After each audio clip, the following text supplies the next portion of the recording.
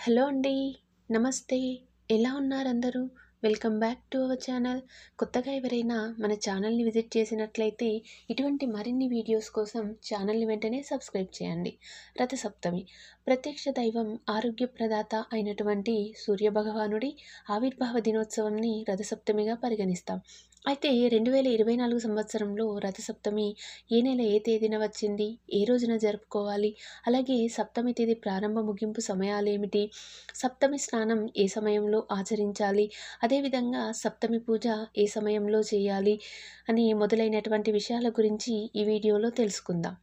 రథసప్తమి 15 ఫిబ్రవరి గురువారం రోజున జరుపుకోవాలా? లేక 16 ఫిబ్రవరి శుక్రవారం రోజున జరుపుకోవాలా? అనేటువంటి సందేహం మనందరిలోనూ ఉండే ఉంటుంది. అందుకు కారణం సప్తమి తిథి ఈ 2 రోజుల్లోనూ ఉండటమే. సప్తమి తిథి ఫిబ్రవరి 15 గురువారం ఉదయం 10 గంటల 12 నిమిషాల నుండి 16 ఫిబ్రవరి శుక్రవారం ఉదయం 8 గంటల 58 నిమిషాల వరకు ఉంటుంది. అయితే మన హిందూ ధర్మం ప్రకారము తెల్లవారుజామున ఉన్నటువంటి తిథిని బట్టి మనం పండగలను ఆచరిస్తాం.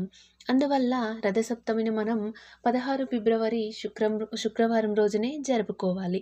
ఇక సప్తమి స్థానం శుక్రవారము ఉదయం 5 గంటల 17 నిమిషాల నుండి 6 గంటల 59 నిమిషాల లోపున ఆచరించాలి.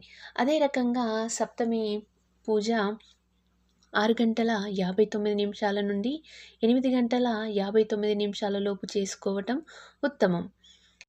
వీడియో నచ్చినట్టయితే లైక్ చేయండి. ఇటువంటి మరిన్ని వీడియోస్ కోసం ఛానల్ని సబ్స్క్రైబ్ చేయండి. Thank you for watching.